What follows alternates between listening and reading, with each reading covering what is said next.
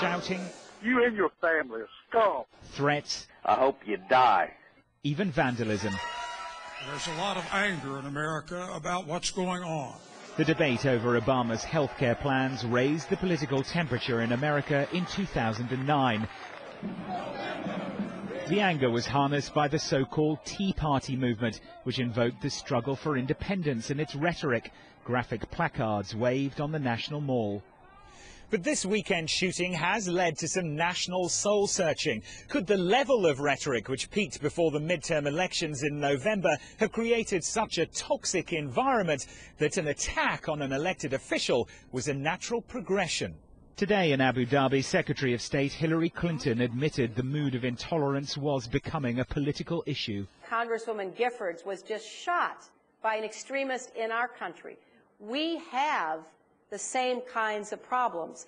So rather than standing off from each other, we should work to try to prevent the extremists anywhere.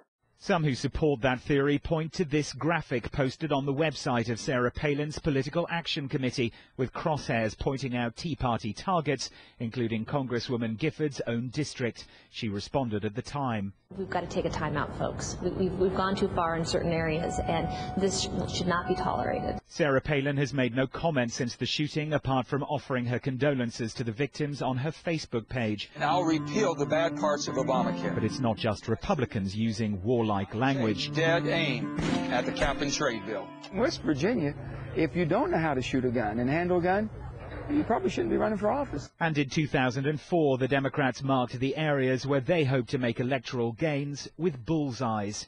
It's easy and tempting to blame the body politic when something tragic happens. But the fact of the matter is that we can't let our Constitution and our right to speak freely and to disagree with each other to be another casualty of this terrible, horrific tragedy that occurred over the weekend. But today in Manhattan, voters told Sky News even if the language wasn't the direct cause of the shooting, it's still a political turnoff. You gotta be very precise and use the right words at the right time. We're at the tipping point where enough people have been mobilized on both sides, and I think now the crises are coming out. That is insane, and it's disrespectful. It doesn't take anything to make a crazy guy go crazy, because that's what's the definition of a crazy guy. Look what he's got on the web. He doesn't make any sense. There's no coherent political ideology that he's espousing. He's just a nut. Others say the language of conflict has always been employed in the adversarial world of American politics, and the motives of the gunman are still unclear. But they argue pausing to consider the effect of heated words surely can't hurt. Robert Nisbet, Sky News, Washington.